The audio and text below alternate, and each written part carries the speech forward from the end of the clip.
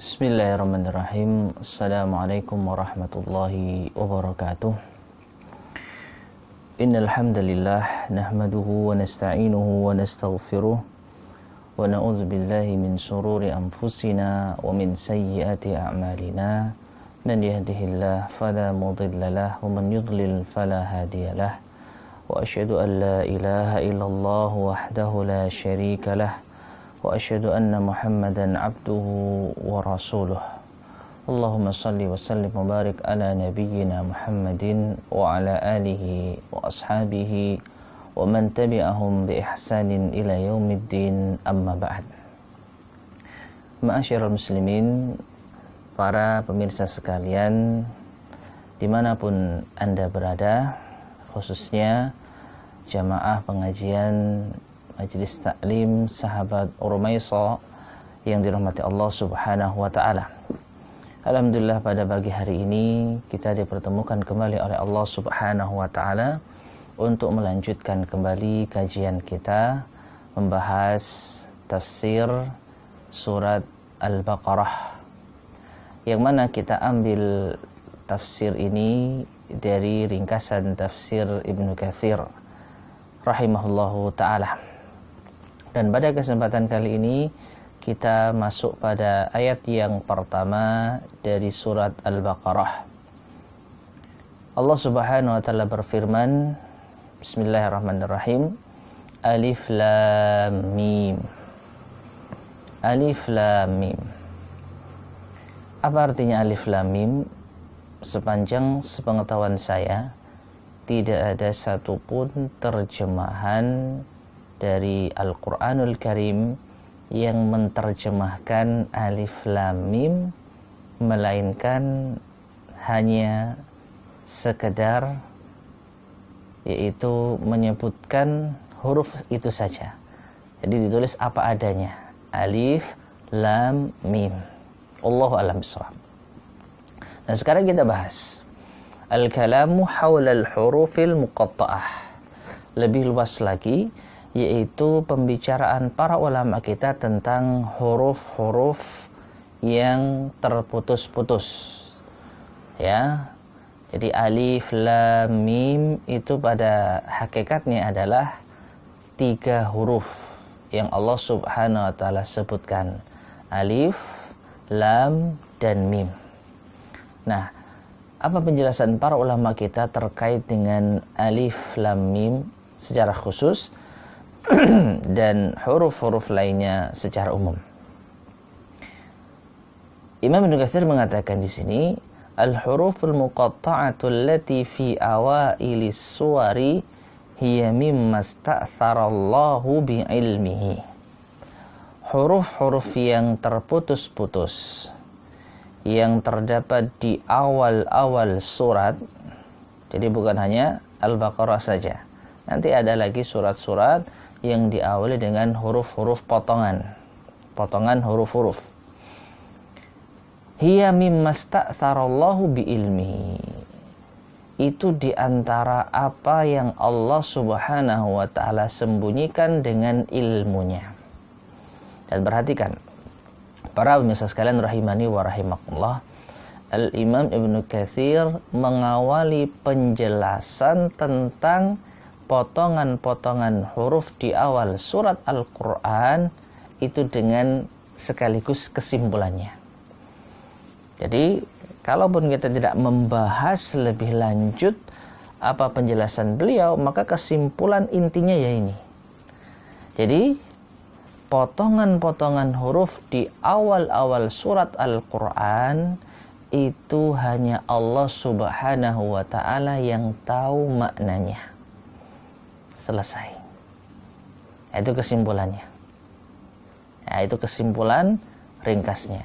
Jadi beliau sebelum membahas panjang lebar, beliau berikan dahulu penjelasan yang cukup komprehensif, singkat, padat. Beliau mengatakan mimma sta'tharallahu bi'ilmihi, di antara apa yang Allah sembunyikan dengan ilmunya. Ini menunjukkan tidak ada yang tahu persis apa makna potongan-potongan huruf yang ada di awal-awal surat Al-Quran. Jadi jelas ya kesimpulannya, alif lam mim maknanya apa? Wallahu a'lam. Ya, alif lam ra apa maknanya? Wallahu a'lam. Yasin apa maknanya? Wallahu a'lam. Toha apa maknanya? Allah yang lebih mengetahui. Jadi ini inti dari pembahasan kita, dan nanti akan kita simpulkan dan kita selesaikan pembahasan ini dengan menyebutkan kesimpulan ini. Ruwiya dzalika an Abi Bakrin wa Umar wa Utsman wa Ali wa Ibni Mas'ud radhiyallahu anhum ajma'in. Tentang pendapat bahwasanya huruf-huruf potongan-potongan itu hanya Allah yang tahu, ini diriwayatkan dari Abu Bakar, Umar, Utsman, Ali bin Abi Thalib, dan Abdullah bin Mas'ud seluruhnya. Jadi mereka di antara para ulama, para sahabat yang terkenal berpendapat Allah yang Maha tahu apa arti dari potongan-potongan huruf tersebut. Waqila, namun ada lagi yang berpendapat selain pendapat sahabat-sahabat terkemuka tadi, hiya asma'us suwar, potongan-potongan huruf di awal surat Al-Quran itu adalah nama surat. Jadi ada lagi pendapat yang mengatakan, ya, potongan-potongan huruf di awal surat Al-Quran itu sekaligus nama surat, selain nama yang sudah dikenal. Contohnya Al-Baqarah, surat yang kita sedang pelajari tafsirnya ini. Maka menurut pendapat ini, surat Al-Baqarah disebut juga surat Alif Lam Mim. Nah, itu maknanya. Ya, itu maknanya. Namun pendapat ini wallahu a'lam bishawab nampaknya cukup lemah. Mengapa? Karena kita jumpai ada beberapa surat yang diawali oleh potongan huruf yang sama. Misalnya apa? Hamim. Ada beberapa surat yang diawali oleh potongan huruf Hamim. Nah, ini kita mau namai surat ini dengan apa? Selain nama surat yang sudah dikenal. Berarti surat Hamim ada beberapa. Nah, ini yang menunjukkan wallahu alam nampaknya pendapat ini cukup lemah. Wallahu alam. Waqila, ada lagi yang berpendapat, yaitu tentang potongan-potongan huruf di awal Al-Quran, surat Al-Quran. Hiya fawatihu iftatahallahu bihal Qur'anah. Itu hanya pembuka, ya, yang dengannya Allah membuka Al-Quran. Jadi ini sebagai pembuka saja. Surat Al-Baqarah dibuka dengan huruf-huruf potongan 6. Wallahu a'lam bishawab. Kesimpulannya sudah kita terangkan di awal. Pendapat yang lebih sahih, lebih kuat, didukung oleh penjelasan atau didukung oleh para sahabat yang tidak kita ragukan lagi keilmuannya dan kebesarannya, yaitu bahwasanya makna dari potongan-potongan huruf tersebut Allah yang Maha tahu. Kita nggak tahu maknanya. Taib. Kemudian Al-Imam Ibnu Katsir mengatakan di sini, qultu, aku katakan, majmu'ul hurufil madhkurati fi awailis suwari bihadzil mukarrari minha arba'ata asyara harfan. Kumpulan huruf-huruf yang disebutkan, potongan huruf-huruf yang disebutkan keseluruhannya yang terdapat di awal-awal surat dengan menghapus huruf-huruf yang diulang. Minha, maka jumlahnya adalah 14 huruf. Jadi kalau kita hitung seluruh potongan-potongan huruf di awal surat Al-Quran, ya, itu jumlahnya 14 huruf. Tanpa kita menghitung huruf yang diulang. Misalnya huruf lam di dalam awal huruf alif atau lam atau mim itu banyak terulang di di surat yang lain. Alif lam mim, ya, alif lam ra. Nah ini, jadi alif lam mim sudah 3 ya. Kemudian ketika ada surat lagi yang didahului oleh alif lam, nggak dihitung lagi. Yang dihitung apa? Ra. Nah, berarti alif lam mim ra, ada 4. Terus begitu. Jadi ha mim, mimnya nggak dihitung lagi. Kaf ha ya ain sad, ya, belum ada ya. Nah itu dihitung. Wahia, dan ke-14 huruf tersebut silahkan dicatat kalau mau. Alif lam mim sad ra kaf ha ya ain ta sin ha qaf nun. 14 ya.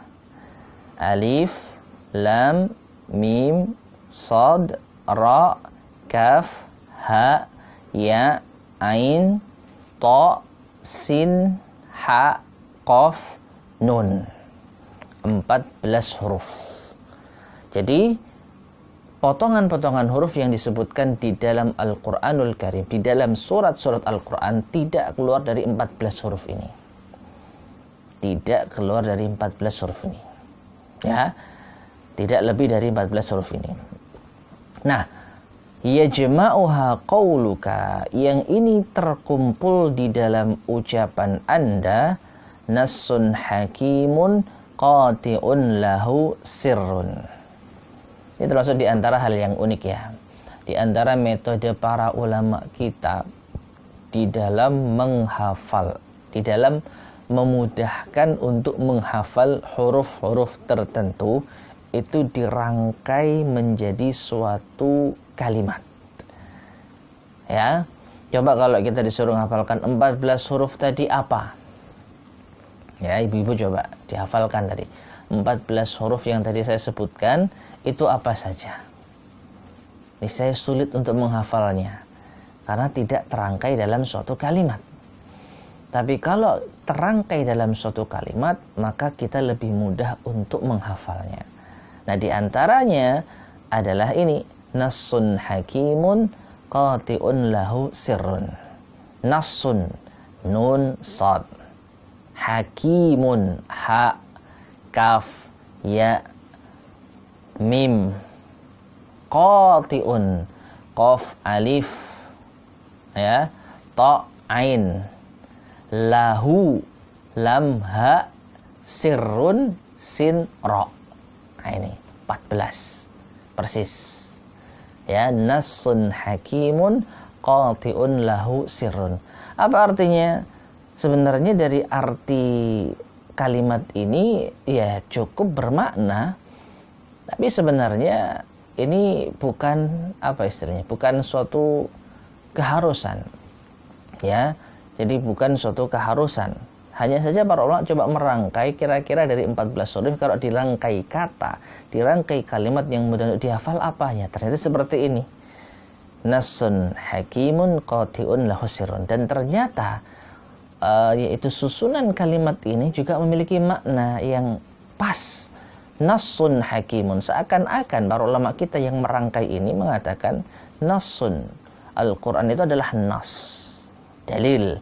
Hakimun yang bijaksana, qati'un yang pasti, lahu sirrun yang memiliki rahasia. Ya, tapi ini bukan dalil ya. Dalilnya apa? Kalau huruf terputus, potongan-potongan huruf itu ada 14. Dalilnya adalah nasun hakimun qati'un lahu sirrun. Tidak.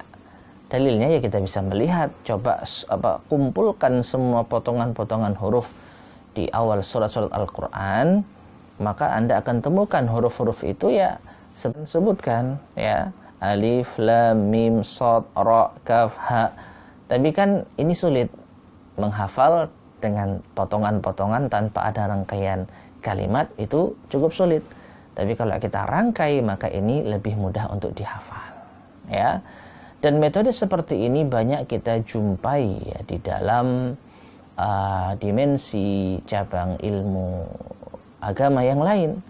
Misalnya ya ketika kita mempelajari tajwid, ya, cara kita menghafal huruf-huruf izhar itu apa misalnya, ya, huruf-huruf izhar, huruf-huruf idgham bi gunnah, huruf-huruf qalqalah. Nah, ini di antara yang unik qalqalah, ya, qalqalah.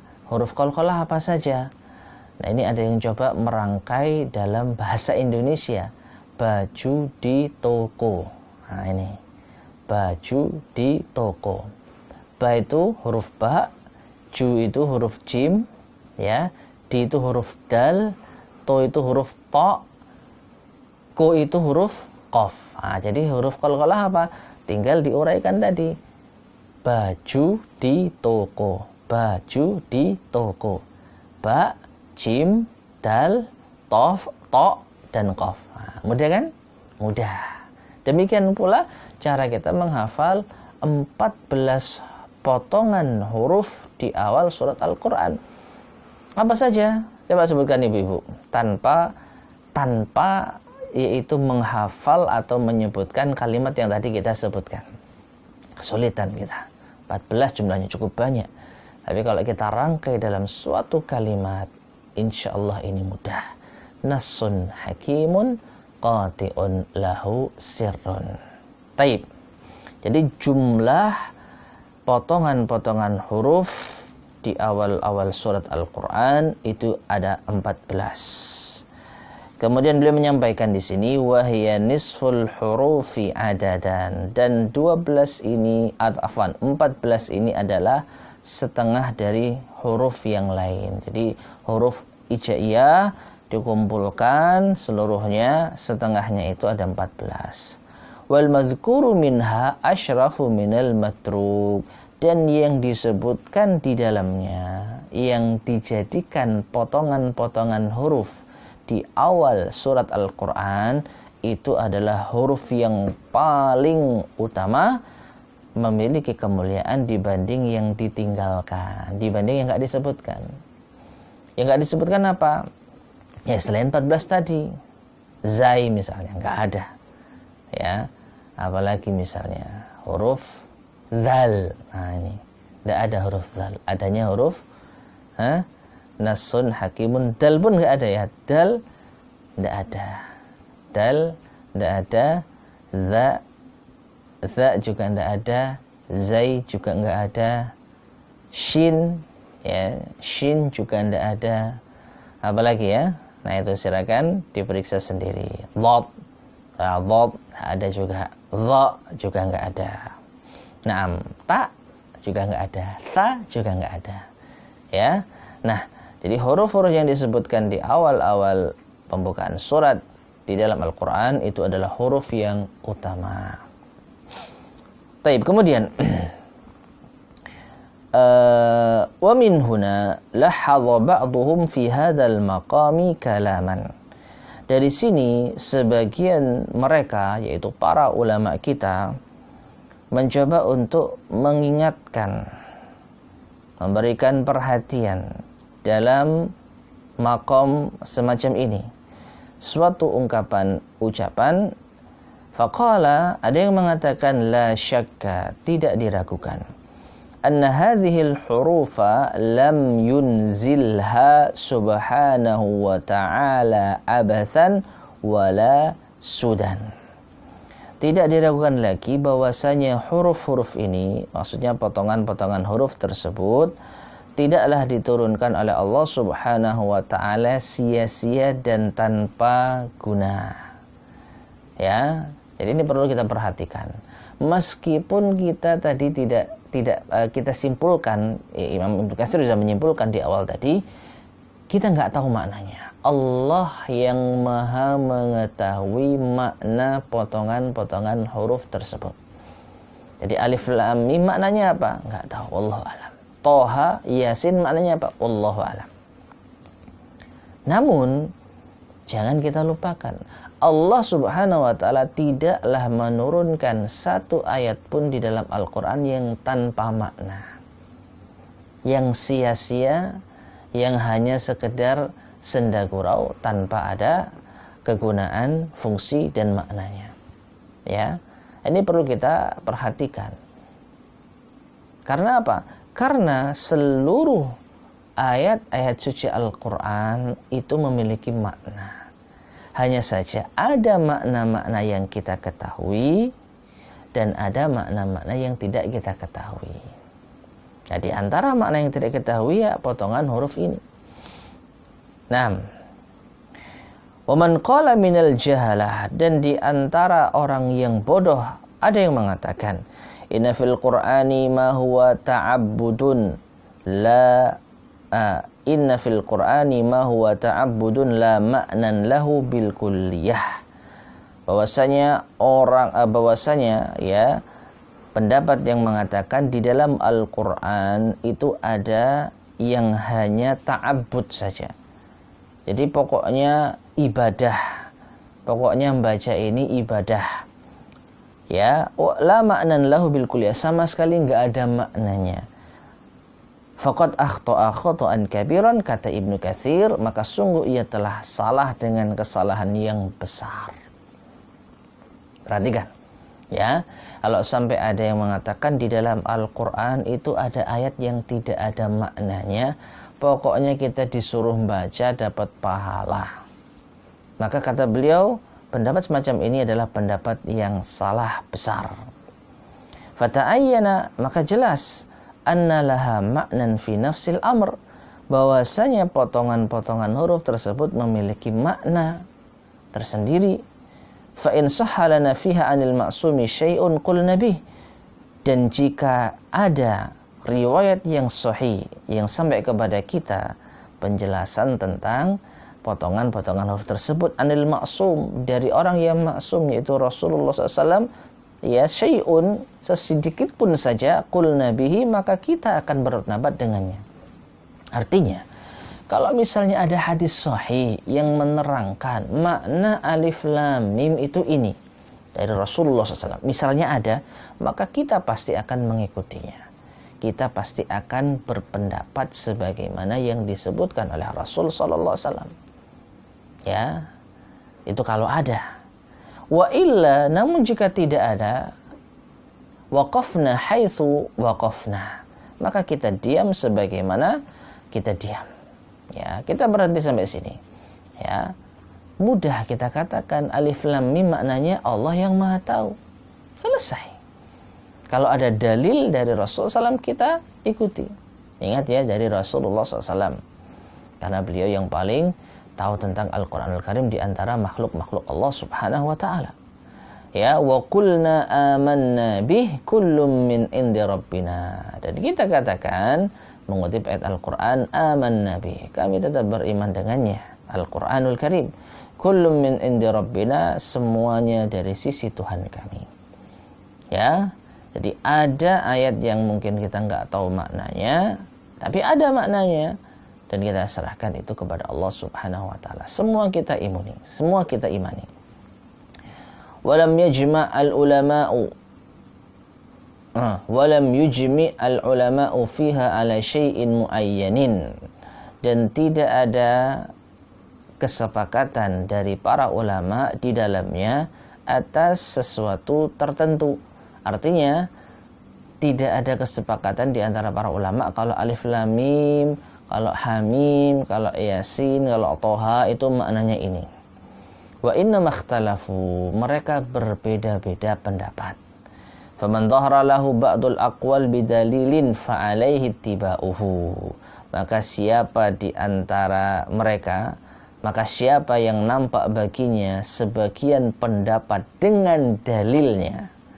Jadi kalau ada di antara kita yang mengikuti pendapat ulama tertentu tentang makna potongan-potongan huruf tertentu dengan dalilnya yang sahih, maka ittiba'uhu, fa'alaihi ittiba'uhu, silakan itu diikuti. Wa illa, namun kalau kita tidak jumpai dalilnya, fal waqfu, maka kita berhenti, cukup sampai di sini, hatta yatabayyan, hingga nampak jelas. Hada lil maqam, semacam ini pada kondisi atau kedudukan ini. Taib. Jadi intinya ma'asyar muslimin rahimani wa rahimakumullah, Al-Imam Ibnu Katsir cukup bijak di dalam masalah ini ya. Di beliau sekali lagi di awal tadi sudah disimpulkan maknanya wallahu alam. Jadi dan ini diikuti pendapat para sahabat besar ya, para sahabat yang para pembesar, bahkan khulafaur rasyidin disebutkan di sini Abu Bakar, Umar, Utsman, Ali dan yang lainnya, di antaranya Abdullah bin Mas'ud termasuk di antara ahli tafsir Al-Quran di kalangan para sahabat mengatakan Allah yang maha tahu makna dari potongan-potongan huruf tersebut. Selesai. Dan itu insya Allah pendapat yang dipegang oleh Al-Imam Ibnu Katsir. Namun beliau juga mempersilahkan bagi siapa yang memandang ya, ada di antara para ulama yang berpendapat tentang makna potongan-potongan huruf tersebut berdasarkan dalil. Ingat ya, jangan hanya asal mengikuti pendapat, pokoknya kata ulama A, pokoknya kata Ustadz B, pokoknya kata Kiai C, makna ini Yasin misalnya, makna Toha, makna Alif Lam Mim, makna Alif Lam Ra, itu adalah ini, tanpa dilihat dan ditinjau dalilnya, maka bukan ini yang diinginkan oleh Imam Ibnu Katsir. Ya, beliau mempersilahkan, bahkan beliau memerintahkan fa'alaihi tiba'uhu, silakan ikuti pendapat tersebut. Tapi apa? Bidalilin, dengan dalilnya. Jadi monggo ya, kalau ada referensi pendapat para ulama tentang makna-makna potongan huruf di awal Al-Quran dengan dalilnya, silahkan kita diskusikan. Kalau ada kita ikuti, tapi kalau tidak ada maka kita stop, hentikan pembahasan tentang makna yang tidak kita ketahui dari potongan-potongan huruf Al-Quran di awal surat-surat Al-Quran. Taib. Nah ini ma'asyar muslimin rahimani wa rahimakumullah, yaitu pembahasan awal tentang huruf-huruf atau potongan-potongan huruf di awal surat Al-Quran. Taib. Selanjutnya, di sisi lain Imam Ibnu Katsir menyebutkan hal yang sangat menarik, yaitu beliau mengatakan al-maqamul akharu fil hikmatil lati tadat iradu hadhihi al-hurufi fi awailis suwari mahi. Ya, posisi al-maqam ya, kedudukan lain atau pembahasan yang lain tentang hikmah yang menjadikan diadakannya atau ditampakkannya, disebutkannya huruf-huruf potongan ini di awal surat. Apa itu? Jadi kalau tadi kita telah simpulkan maknanya yang sahih, wallahu alam, tidak ada yang tahu. Tapi hikmahnya apa? Ya. Dan hikmah ini beda dengan kepastian ya. Kalau maknanya A, B, C ini kepastian, dan ini harus berdasarkan ilmu dalil. Tapi kalau hikmah, maka ini bisa kita merabanya. Contoh ya, dalil diwajibkannya puasa apa? Dalil diwajibkannya puasa apa? Apakah puasa wajib? Ya. Apa dalilnya? Dalilnya adalah firman Allah Subhanahu wa taala, ya ayyuhalladzina amanu kutiba alaikumusshiyam kama kutiba alal ladzina min qablikum la'allakum tattaqun. Itu dalilnya. Ya, ayat Al-Qur'an di dalam surat Al-Baqarah pula. Tetapi apa hikmah puasa? Nah ini, apa hikmah puasa? Maka para ulama kita menyebutkan banyak. Di antaranya ya, menjaga kesehatan. Jadi apa dalil wajibnya puasa? Kalau kita jawab dari hikmahnya, salah. Kenapa puasa wajib? Karena menjaga kesehatan. Nah, ini salah. Tapi kalau apa hikmah puasa, ya, apa hikmah puasa? maka kita sebutkan tadi, dan itu betul. Di antaranya menjaga kesehatan. Kemudian lagi hikmahnya adalah untuk apa, misalnya kan hikmah puasa disebutkan dari sisi duniawi, kesehatan. Nah, mungkin hikmahnya lagi apa? Kita bisa menghemat. Nah, biasanya kalau nggak puasa kita belanja atau beli makanan, minuman sehari paling tidak 3 kali. Nah, ini paling tidak menghemat, karena cuma apa? 2 kali ya, untuk sahur dan untuk buka saja misalnya. Itu pun kalau kita buka dan sahur dengan uang kita.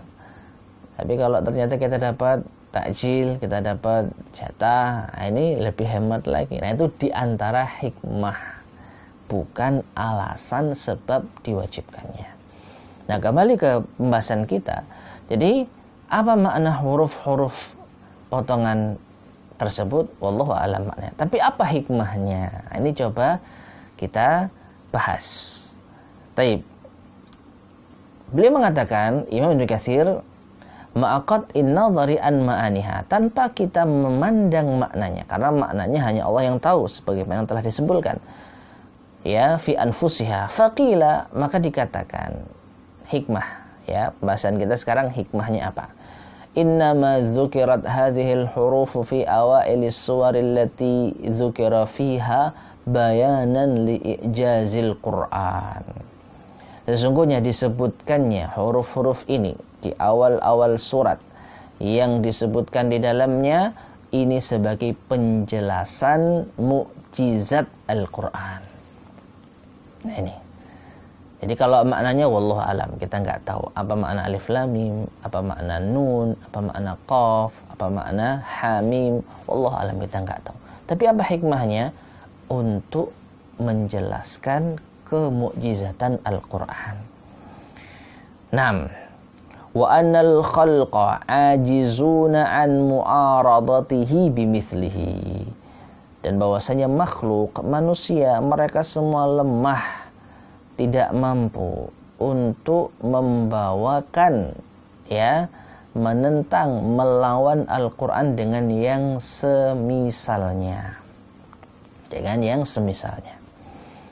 Hada ma'a annahu murakkabun min hadhil hurufil muqatta'ah allati yatakhatabuna biha.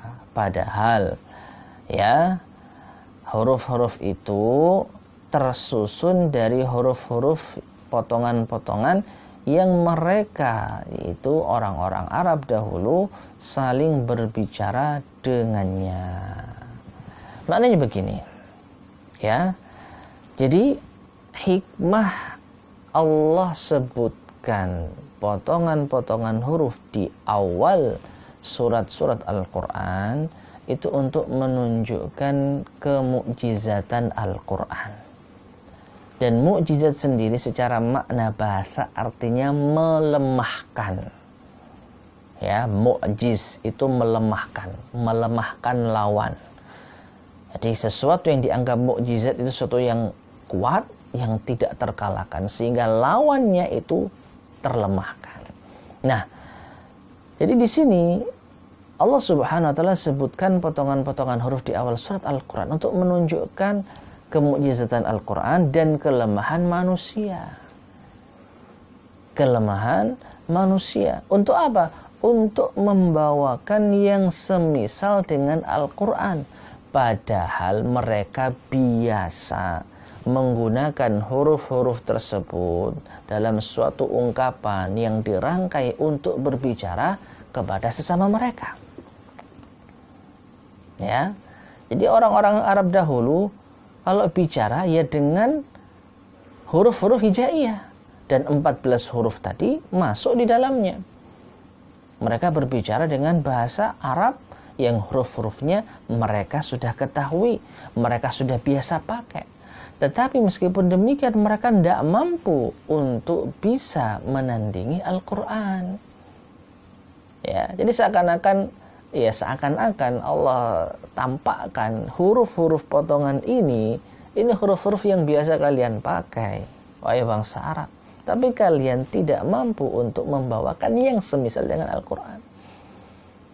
sebagaimana nanti akan kita bahas insyaallah taala dalam tafsir salah satu ayat di awal-awal surat Al-Baqarah, ya, di mana Allah menantang orang-orang Arab untuk membawakan yaitu yang semisal dengan Al-Quran. Mereka nggak sanggup, padahal apa, huruf-hurufnya mereka pakai. Nah ini, jadi ini semua diantara hikmahnya untuk menunjukkan kemukjizatan Al-Quran, ya, bahwasanya Al-Quran itu datangnya dari Allah Subhanahu wa Ta'ala. Taib. Kemudian qultu, kata Imam Ibnu Katsir, walihada, oleh karenanya kullu suratin, di setiap surat, uftutihat bil huruf, yang dibuka dengan huruf-huruf tersebut, fala budda an yudhkara fihal intisaru lil Qur'an, maka pasti disebutkan di dalamnya pembelaan terhadap Al-Qur'an, wa bayanu ijazihi, dan penjelasan tentang kemukjizatannya, wa azamatihi, dan keagungannya. Nah, ini poin yang lain yang patut untuk kita yaitu cermati secara seksama, ya.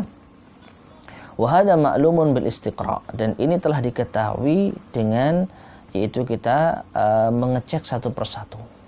Apa itu? Kalau kita perhatikan, ma'asyarul muslimin rahimani wa rahimakumullah, setiap Allah Subhanahu wa Ta'ala membawakan potongan-potongan huruf di awal surat Al-Quran, maka setelah itu pasti ada penjelasan tentang kemukjizatan Al-Quran, keagungan Al-Quran. Dan ini pas dengan hikmah yang tadi disebutkan oleh Al-Imam Ibnu Katsir. Jadi setelah potongan-potongan huruf tersebut, maka biasanya ada penjelasan tentang Al-Quranul Karim. Wa huwal waqi'u fi tis'in wa isyrina suratan, dan ini nyata ada pada 29 surat. Walihada yaqulu ta'ala, kemudian Ibnu Katsir membawakan contoh-contohnya. Perhatikan ya, kalau bisa mungkin dicatat ya, dicatat ibu sekalian, para pemirsa rahimani wa rahimakumullah. Yaqulu ta'ala, Allah berfirman, Alif Lam Mim dzalikal kitabu la raiba fih. Nah, ini surat Al-Baqarah ya.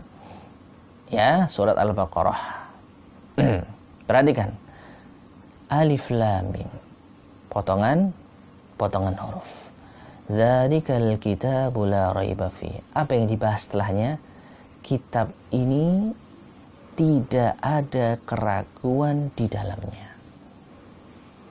Jadi setelah potongan-potongan huruf menjelaskan tentang apa? Keagungan Al-Quran. Nah, pada surat Al-Baqarah ini penjelasan bahwasanya Al-Quran itu adalah kitab yang tidak ada keraguan sedikit pun di dalamnya. Satu ya, contoh.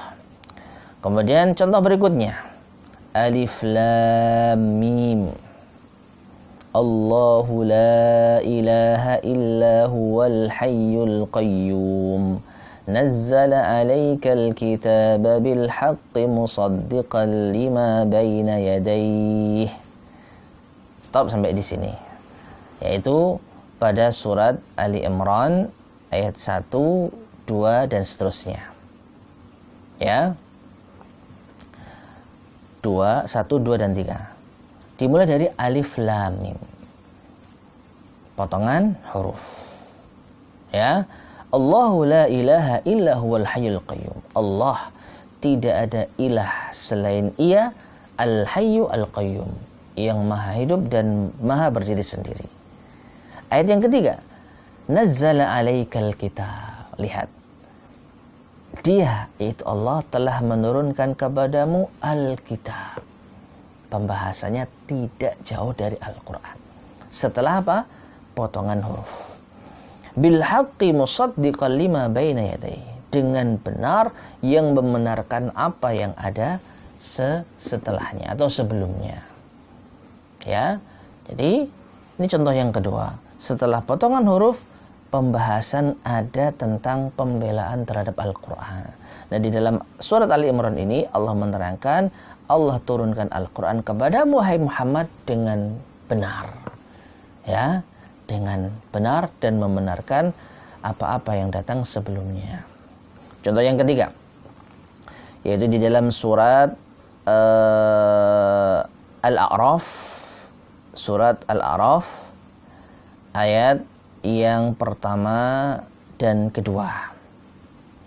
Allah berfirman, Alif Lam Mim Shad, Kitabun unzila ilaika fala yakun fi sadrika harajum minh. Alif Lam Mim Shad, lagi-lagi potongan huruf. Setelah itu kita lihat, Kitabun, Al-Quran adalah kitab.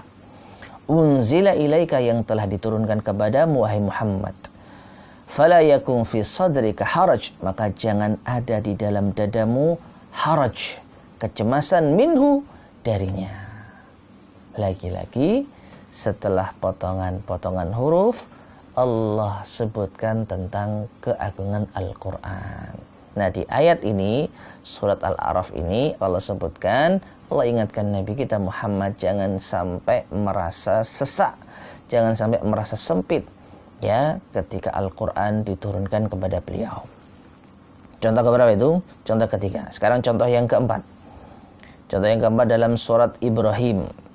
Dalam surat Ibrahim ayat pertama, Allah berfirman, Alif Lam Ra, Kitabun anzalnahu ilaika litukhrijan nasa minadh dhulumati ilan nuri biizni rabbihim.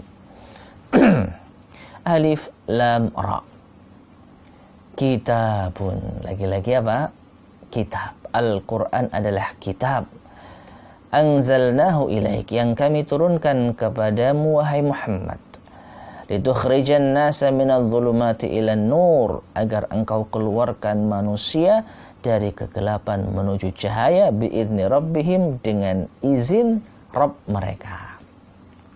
Ya, jadi setelah Allah sebutkan potongan-potongan huruf itu, ya, Allah sebutkan bahwasanya kitab Al-Quran ini di antara tujuan diturunkan kepada Nabi kita adalah agar Nabi kita mengeluarkan manusia dari kegelapan menuju cahaya. Ya, lagi-lagi apa? Penjelasan tentang keagungan Al-Quran. Contoh yang berikutnya, yaitu yang kelima. Ada di dalam surat As-Sajdah. Surat As-Sajdah. Allah Subhanahu wa taala berfirman, Alif Lam Mim, Tanzilul Kitabi la raiba fihi min Rabbil Alamin. Ayat pertama dan kedua. Alif Lam Mim, Tanzilul Kitabi la raiba fihi. Tanzilul Kitab, diturunkannya Al-Quran sebagai kitab, la raiba fi, yang tidak ada keraguan di dalamnya, mir rabbil alamin, dari Allah Tuhan semesta alam. Mirip-mirip dengan Al-Baqarah, ya. Alif lam mim dzalikal kitabu la raiba fi, itu dalam surat Al-Baqarah. Dalam surat Sajdah, alif lam mim tanzilul kitabi la raiba fi mir rabbil alamin. Ya. Jadi lagi-lagi apa? Menunjukkan keagungan Al-Qur'an. Kemudian contoh yang keberapa? Jadi yang kelima, ya. Sekarang yang keenam. Contoh yang keenam. Dalam surat Ghafir. Surat Ghafir. Allah Subhanahu wa taala berfirman, Hamim, Tanzilul Kitabi minallahil azizil alim. Hamim, Tanzilul Kitabi minallahil azizil alim. Diturunkannya Alkitab ini dari Allah yang Maha Perkasa lagi Maha Mengetahui. Jadi setelah potongan huruf, Allah sebutkan tentang Al-Quran, Alkitab. Contoh yang terakhir yang dibawakan oleh Imam Ibnu Katsir itu dalam surat Asy-Syura. Ini contoh yang keberapa ini? Contoh yang ketujuh berarti ya. Dalam surat Asy-Syura. Asy-Syura ayat pertama sampai ketiga. Allah berfirman, Hamim Ain Shin Qaf Kadzalika yuhi ilaika wa ilal ladzina min qablika Allahul Azizul Hakim. Dalam surat Asy-Syura ini bahkan ada dua potongan-potongan huruf. Di ayat yang pertama Hamim, di ayat yang kedua Ain Sin Qaf. Nah, kita lihat ayat yang berikutnya. Kadzalika yuhi ilaik, demikianlah padamu wahai Muhammad apa yang diwahyukan Allah kepada Nabi kita Muhammad, Al-Qur'an. Jadi pembahasannya tidak lepas dari Al-Qur'an, ya. Wa ilal ladzina min qablik, dan kepada orang-orang sebelum wahai Muhammad. Ya. Kitab-kitab terdahulu juga diturunkan dari siapa? Allahul Azizul Hakim. Yang mewahyukan itu adalah Allah Al-Aziz Al-Hakim, yang maha perkasa lagi maha bijaksana. Nah ini. Jadi kesimpulannya, ma'asyarul muslimin rahimani wa rahimakumullah, potongan-potongan huruf yang Allah sebutkan di awal surat Al-Quran, di antara hikmahnya untuk menunjukkan kemukjizatan Al-Quran, pembelaan terhadap Al-Quran, kebenaran Al-Quran, keagungan Al-Quran. Karena ayat-ayat yang jatuh setelahnya tidak jauh pembahasannya tentang Al-Quranul Karim. Ya, kemudian Ibnu Katsir menutup pembahasan dengan ucapan beliau, wa ghairu dzalika minal ayati dallati ala sihhati ma dhahaba ilaihi haula liman am'ana an-nazara wallahu a'lam. Dan yang lainnya. Jadi selain 7 contoh ini masih ada yang lain. Silakan nanti ibu-ibu bisa cek ya pembahasan tentang potongan-potongan huruf. Coba cari potongan-potongan huruf yang lain yang disebutkan di awal-awal surat Al-Quran. Ada nggak setelah itu korelasinya dengan Al-Quran? Coba silakan. Karena beliau mengatakan wa ghairu dzalik, dan yang lainnya dari ayat-ayat yang menunjukkan atas benarnya pendapat hikmah yang disebutkan oleh mereka para ulama kita, bahwasanya di antara hikmah Allah menyebutkan potongan-potongan huruf di awal surat Al-Quran untuk menunjukkan kemukjizatan Al-Quran. Liman am'ana nazar, bagi siapa yang mau melihat dengan cermat, wallahu a'lam. Taib, ma'asyarul muslimin, jamaah majelis taklim sahabat Rumah Iso yang semoga dirahmati Allah SWT. Mungkin sampai sini kajian kita di pagi hari ini, mudah-mudahan bermanfaat. Insyaallah pada kesempatan berikutnya akan kita lanjutkan kembali biidznillah subhanahu wa ta'ala. Semoga bermanfaat. Kita akhiri subhanakallahumma bihamdika asyhadu an la ilaha illa anta astaghfiruka wa atubu ilaik. Walhamdulillahirabbil alamin. Assalamualaikum warahmatullahi wabarakatuh.